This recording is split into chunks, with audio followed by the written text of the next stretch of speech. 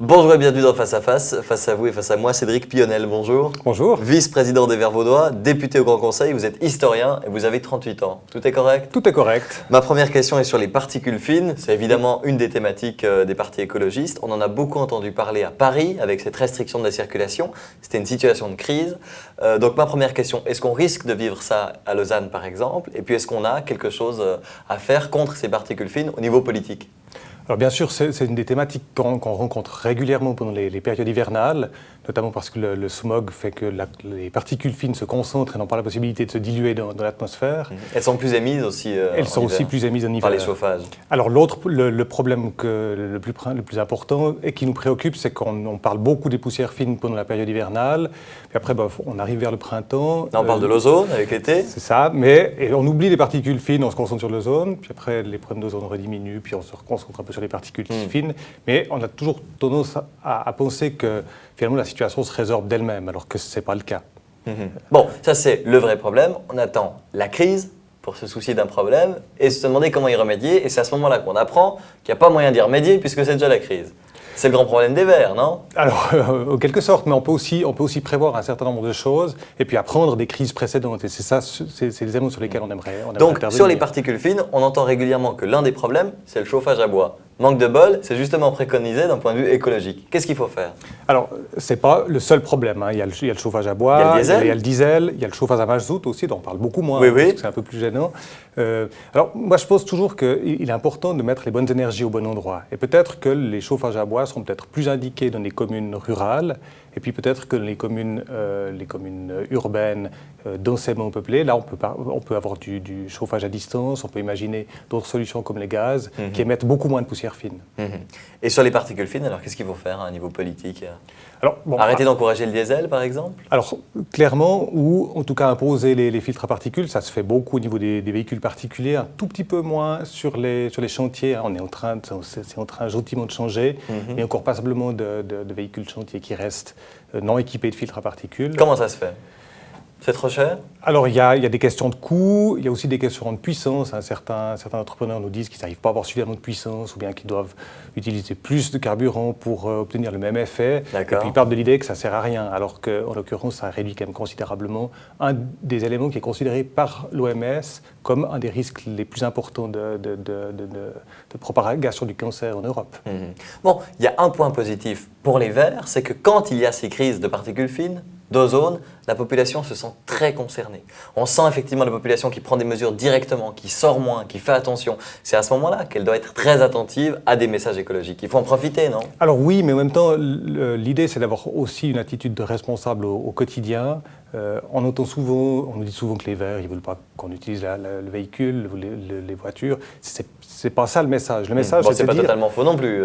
Non, mais le message, c'est de se dire, il y a toute une série de personnes qui, de par leur lieu d'habitation, n'ont pas d'autre choix que le véhicule. Par contre, il est important que lorsque l'on effectue un déplacement, on se pose la question de se dire, quel est le déplacement optimal? Si vous habitez Yverdon, comme c'est mon cas, et que vous devez aller à Genève, vous devez quand même penser au train. Si vous prenez la voiture sans imaginer pouvoir y aller en train, à mon avis, là, il y a un problème. Bon, ça, c'est pas vraiment de la politique. Parlons maintenant d'éoliennes. L'éolienne aussi, l'éolien, c'est un problème d'actualité, on en parle beaucoup. En fait, c'est toujours le même principe, not in my garden. Oui, on veut des éoliennes, mais alors surtout pas proche de chez moi. Ça pose des problèmes. Par exemple, sur les crêtes du Jura, quelle est la position du Parti des Verts là-dessus? Il faut imposer des éoliennes, il faut faire accepter ces éoliennes, il faut mieux choisir le lieu où on met ces éoliennes? Alors, les Verts sont pour la diversification énergétique. Donc, de ce point de vue-là, ils sont favorables à l'énergie éolienne.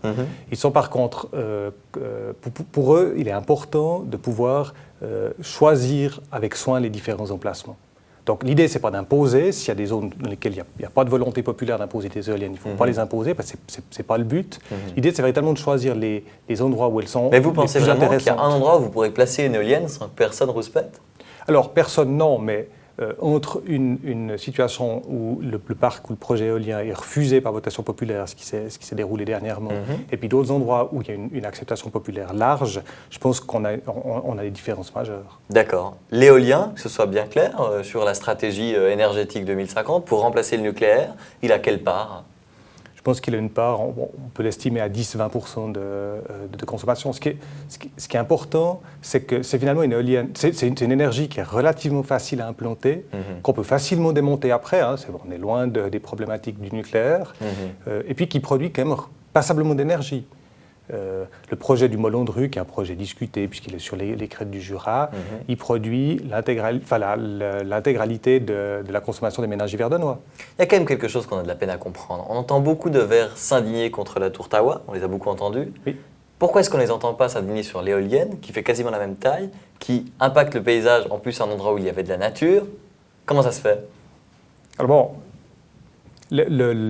on vise des buts radicalement différents. Je crois que ce que les Verts lausannois critiquent dans le projet de la tour Tawa, c'est qu'au lieu de densifier pour amener de la mixité et puis surtout des logements supplémentaires, c'est surtout pour des bureaux et des appartements de haut standing. Donc finalement, on tombe complètement à côté des buts. On ne va pas refaire le débat Tawa, mais ça ne pose pas quand même un problème à l'âme écologiste d'un Vert de se dire « Mon Dieu, on est quand même en train d'abattre des arbres, de mettre une éolienne dans un paysage, c'est pas très beau ». Alors c'est clair. Maintenant, au niveau de la beauté, ça chacun il y en a qui adorent. Il y a des fétichistes de l'éolienne, on les entend beaucoup, c'est magnifique une éolienne. Bon, certes, c'est moins beau qu'un sapin quand même. Alors, ce qui est sûr, c'est que les Verts sont conscients qu'on ne peut pas se passer du nucléaire sans faire des pesées d'intérêt. Et à certains moments, il faudra se dire que dans certaines zones, pour le bien collectif, il faudra sacrifier une partie de nature.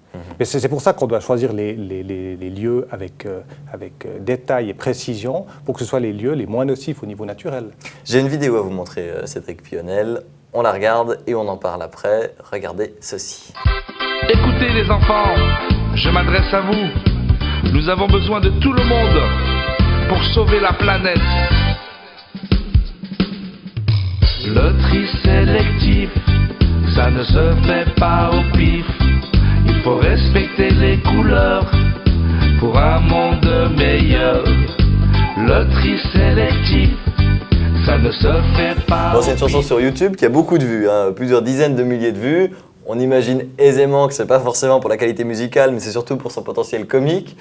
Est-ce que ce n'est pas l'un des problèmes aujourd'hui de l'écologie, c'est que parmi les gens qui prônent l'écologie, il y a beaucoup de messages quand même un peu allumés de ce type-là. Le tri sélectif, ça se fait pas au pif. Enfin, bon là, c'est quand même caricatural, mais est-ce que ça peut pas être un des problèmes aujourd'hui du message écolo? Là, je pense qu'on vise surtout aussi d'un public relativement jeune. C'est pour les enfants. Alors, on est bien d'accord. Soit. Moi, je pense que par rapport à la situation qu'on a connue il y a 15 ou 20 ans, à l'époque, il y avait seulement les Verts qui parlaient des problèmes environnementaux. Tous les autres les ignoraient et puis considéraient que les Verts étaient des allumés et des illuminés qui inventaient des problèmes qui n'existaient pas. Actuellement, je pense que c'est vraiment un progrès que tout le monde se préoccupe de l'environnement, que finalement n'importe quel parti politique, n'importe quelle municipalité ou autorité est obligé de prendre en compte les facteurs environnementaux. Et ça c'est éminemment positif comme évolution.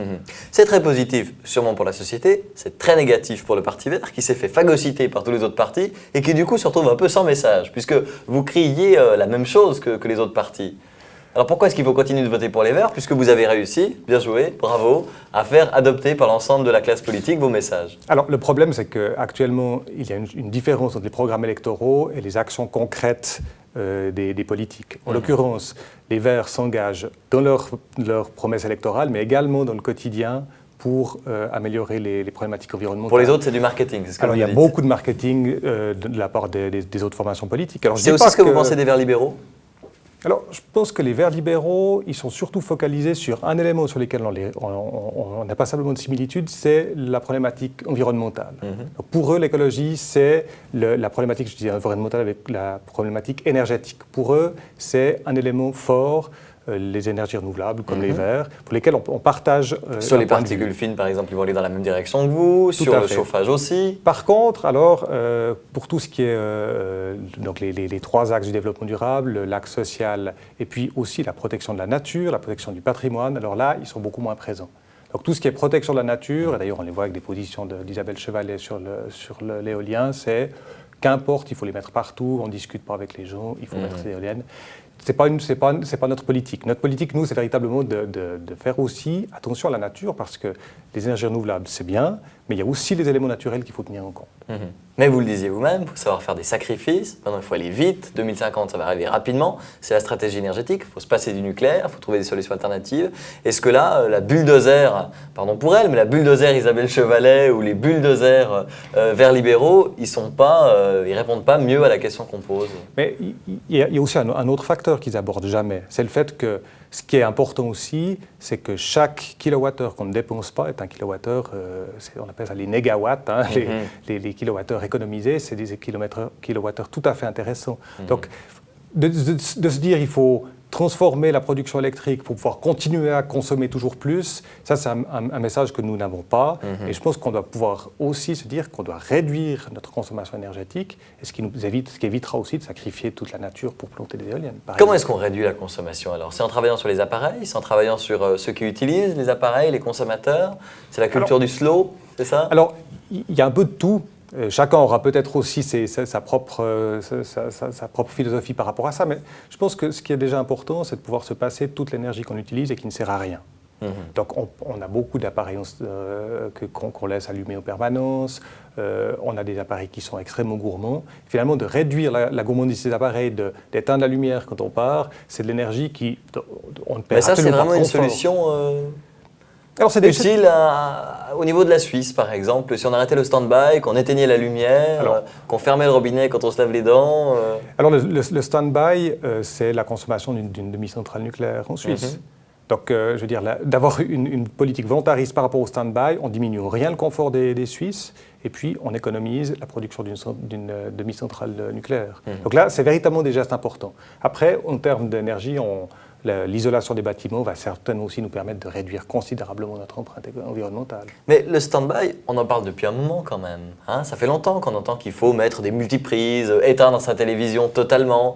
Et puis pourtant, on a l'impression que les gens continuent d'utiliser le stand-by. Est-ce que là, il n'y a pas aussi un problème différent, c'est que les gens ne sont pas prêts à changer leur comportement, surtout sur des petites choses comme ça? C'est pour ça qu'on peut agir sur les comportements, mais il faut aussi agir sur les producteurs de ces appareils, et puis d'avoir des appareils qui, lorsqu'ils sont éteints, sont complètement éteints. Comme les voitures start and stop, c'est ça? Tout à fait. Et vous pensez qu'à un niveau politique, on pourrait... Alors ça, effectivement, c'est le niveau fédéral, mais je pense que c'est important d'insister là-dessus, et puis finalement de modifier les règles du jeu. On a pu le faire avec les ampoules électriques, et puis c'est des éléments sur lesquels il ne faut pas hésiter à se battre, et puis à insister, parce que les entreprises, elles iront où le politique leur dira d'aller. Si les normes changent, ils s'adapteront aux normes, mais ils ne vont pas s'adapter si les normes ne changent pas. Vous êtes historien, vous étudiez les grands cycles de l'histoire. Est-ce que vous avez l'impression que là, on est dans un cycle, celui de l'écologie, qui va peut-être mener à une crise d'ailleurs? Alors moi, je ne suis pas forcément catastrophiste. Ce qui est important, c'est de voir que... Mais vous avez étudié l'histoire, vous savez qu'il faut une crise pour un changement de société. Alors, ce qui est sûr, c'est que la modification de l'environnement tel qu'on le connaît conduit l'humanité, en tout cas en Occident, à se poser un certain nombre de questions par rapport à son rapport à la nature. Et ça, c'est des éléments qui se posaient relativement peu pendant la révolution industrielle, par exemple. Donc, je pense qu'on a une phase de prise de conscience. Maintenant, ça serait bien qu'on passe à la phase concrète de réalisation, qui suit généralement la phase de prise de conscience. Et comment est-ce qu'on y passe? Des rapports comme les rapports du GIEC sont des bons éléments. Maintenant, on en a parlé 2 semaines dans les médias. Après, il faut des politiques volontaristes des gouvernements pour donner des lignes directrices sur ce qu'on doit faire et ce qu'on ne doit plus faire. On a pu le faire, typiquement le domaine de l'amiante. Avant qu'on se avec de l'amiante partout, on s'est rendu compte du danger de l'amiante pour la santé, mais maintenant on a complètement changé les dispositions légales. Je pense que ça peut se faire aussi dans d'autres domaines. On a parlé des éoliennes dans le canton de Vaud. Est-ce qu'il y a d'autres défis énergétiques du canton de Vaud, des installations, des grandes constructions, des grands chantiers à mener? Alors oui, moi je pense qu'un des défis majeurs en termes d'énergie, ce sera la géothermie. Parce que, alors c'est des éléments qui sont difficiles. Là, on a vu le cas à Bâle où ils ont fait des tests de géothermie. Ils ont failli faire trembler toute la ville. Alors il y a eu des tremblements de terre, donc la situation était complexe. Mais je pense que c'est des éléments sur lesquels on peut tirer beaucoup d'énergie de manière relativement propre au niveau du bilan environnemental. Et on va chercher la chaleur là où elle est déjà, c'est-à-dire sous terre. Tout à fait. Et on peut le faire déjà pour le chauffage, on peut même imaginer de pouvoir réussir à le faire au niveau de l'électricité. Et ça se fera sans danger? Mais les dangers, on vit dans un monde rempli de dangers. Donc on ne peut pas dire que les solutions futures qu'on essaie de développer seront sans danger. Par contre, il convient de faire en sorte que ces propositions dans le futur soient meilleures que ce qu'on a actuellement. Et puis là, il y a une marge de progression certaine. La géothermie, autre chose qu'on pourrait citer peut-être? Alors, est-ce que vous ne nous parleriez pas de ces petites centrales à gaz dont on nous parle beaucoup, qui permettront de remplacer le nucléaire dans un premier temps?